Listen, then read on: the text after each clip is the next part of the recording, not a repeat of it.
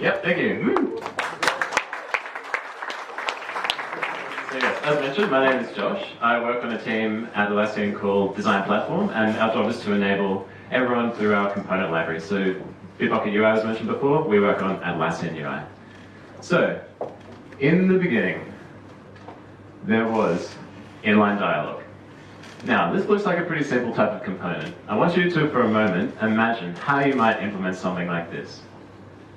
Now, you're probably thinking it's just like there's a div, maybe there's a click handler for that link, you have some JavaScript associated with it. So I want to show you how this was done in the beginning. And this is how it was done originally. So we have this function here, AJS.inlineDialog, and then somewhere down here, we have the markup that we present along with the CSS. So I could point out that there's a couple of problems, I think, with this, and I could probably dedicate the rest of the presentation to picking this apart exactly why it's not fantastic. So the other problem that I had was that there were heaps of options. This is only half of the docs page for the inline dialog. I couldn't even fit it all on one page, and it's at 25% zoom. And as you can see, there are weird options like get arrow path if you want to change the arrow, or you can change or disable the drop shadow. So at this point, it's like you can do things that we wouldn't even want you to do with it. So the problems with inline dialog, the problems that presented, it was open to abuse. People did weird things with it. I guess you could call it wonderful things, but like things that we did not want them to do. And it turned out to have an inconsistent experience. And also an inconsistent API. So when someone went to try and use this, they had to figure out what that particular component looked like, inline dialog. But then if they want to use a modal dialog, it's a whole different thing altogether. So there was no way, the one way that we should write our components. And also it was really, really buggy. No one liked it, users didn't like it, developers didn't like it. It wasn't that great. So, we managed to fix this. Web components, which we probably built. Yeah, web components, it's pretty great, right? So this is how we would do it instead now. We can see here, instead of having that JavaScript that we had before, we have now the components expressed entirely in markup, which is how it should be. Even the behavior of clicking on the link and opening the inline dialog is done through the IO controls attribute.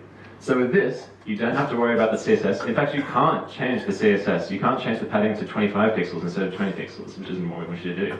So you get encapsulation. You can't mess it up. It's really easy. Like, you can't even do it by accident. And as well as that, it's consistent. So it solves the other problem because they're all going to look the same now. There aren't that many options. It's just the one way that you should do it. So inline dialog is pretty happy now. And inline dialog, so the web components and Skate, which we use to polyfill it, they live on the Bahamas and they've already finished, right? That's it. Everything's happy. But wait, challenger approaching. So the problem here, well, the problem. So for us, this was a bit of an obstacle, I guess. So React has slightly different goals from web components. So web components are looking to encapsulate things and to provide consistency. Whereas with React, what React gives you are great things. It gives you a declarative UI so that you can express things in a declarative way and it's very functional.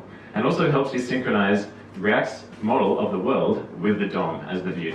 So that's React's goals. And as mentioned before, it basically works by having a virtual DOM separate from the actual DOM. So in the virtual DOM, React has its own model of how it thinks the world is. It then modifies the actual DOM when its state changes.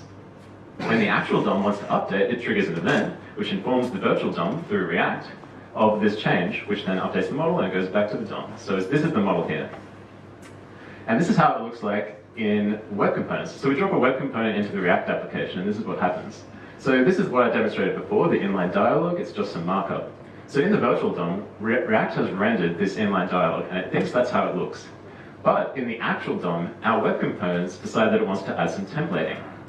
So let's say we add this wrapper inside our web component polyfill. Here, we've added this div class equals wrapper around the h2. And the virtual DOM was not informed of this change. So this turns out to be a problem. If you ask, what is the parent of h2? Virtual DOM will tell you, the parent of h2 is our inline dialog. But in the actual DOM, the parent of h2 is div class equals wrapper. And it turns out, React is not like that at all. So, the golden rule, if Alex mentioned his golden rule, my golden rule is don't modify the actual DOM outside of React. React needs to know about changes that happen to the DOM. So, clearly, what we should do here is write our inline dialog as a React component. And this would probably make sense if you had just a single React application. But for us, that's not what we're writing. We're writing this inline dialog to be used in many different places. So one of the things that we don't want to do for this simple inline dialog component is at 38 kilobytes of page rate for just a single component. And then Ian will come around to my desk and ask me why I broke the Git ratchet build. So, I mean, 38 kilobytes, it's not bad if you're looking for a framework, but it's pretty bad if you're looking for an inline dialog. The other thing is, we want to support lots of different frameworks, not just React. So we'd like to provide a web component and not a React component so that it can be used in all these different places. That middle one I've just heard about today. It's happening all the time. So, inline dialog is not happy now. So inline dialog, we can't write it as a React component in AUI. We want to keep writing it as a web component, but it busts in React. And at this point, we're pretty worried because, what can we do? React consumers can't use our components. And our goal is to let anyone use whatever framework they want. So the thing to remember, though, is that we're polyfilling the web components. And in fact, we're not polyfilling it completely. So the thing is, in our web component, we added this div class called wrapper to the light DOM. But in reality, if we had a full web component implementation, that would be transparent to the DOM. So if you ask the H2 what the parent was, it would tell you that our inline dialog id equals foo is the parent. And in this case, if we can redirect that so it says the parent is actually our inline dialog, then the polyfill will be complete, and React would be happy with that because it thinks everything is good. Great, yeah, React is happy with that. So in the simple case, that's exactly what happens. If we just add polyfills to the children of the web component to tell it what has happened to the templating, we're essentially informing React of the changes that we did. We're telling it everything that you think you rendered is true still, but only in the light DOM, not in our shadow DOM that we've changed. So that's all fixed, right? Well, as always with the real world, there's a little bit extra. So the other thing that inline dialog 2 does, if we go to the trigger, you can see here, when you click on it, that our inline dialog moved completely. We didn't just add stuff in there, we moved it entirely so that it's now outside of the React application that you have there. And if React, so the reasons why we do this for, well, there's some legacy reasons. There's also the reason we want to prevent this layering problem, where if you have it in a specific place, there could be clipping issues, and I should just be able to put these 3 letters up here, and you can say, there's reasons, hand wave. Yeah, we have to do it. So, if React did not like us adding a wrapper around the H2, it definitely doesn't like us moving the entire thing outside of its application. So React is, again, not happy. So there are 2 solutions to this. The first one, just don't do that. And that's probably sensible if you're doing it from scratch. You probably just want to keep it in the same space.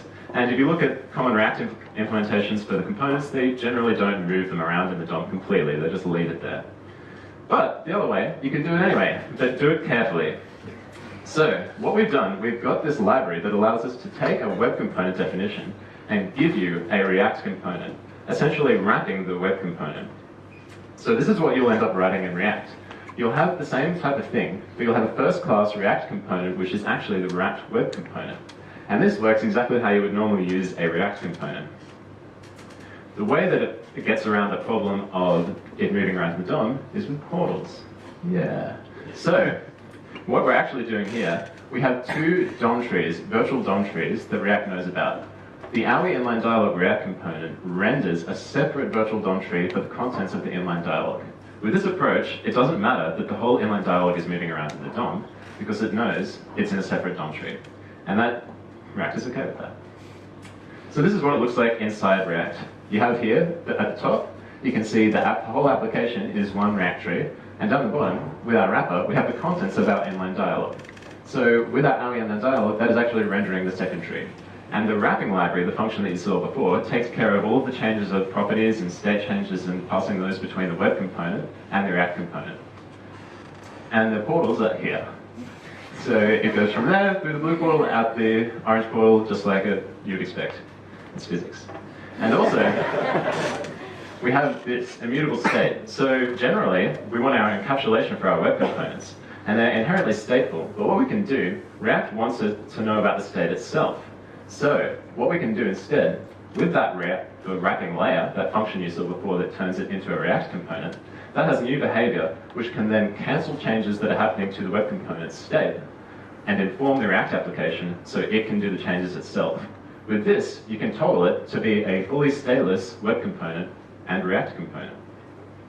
So the lessons that we've learned here, 1, if you're changing the DOM, React needs to know about it. Don't change the DOM underneath React, and if you do change the DOM, make sure you tell it in some way. And the old lesson, React and Web Components, it totally works. You can definitely do it. And they're both complementary, in fact. I think both React and Web Components, they achieve different goals, but they both have quite declarative interfaces for application developers. So in some ways, this was actually quite easy to map props to properties and other things. So if you want to check it out, the library that we're using to polyfill our web components is called SydJS. You can look at that at GitHub. And the ones that we're using to provide the React integration, SydJS React integration, and KitFlip for an opinionated wrapper around Skate. Thank you.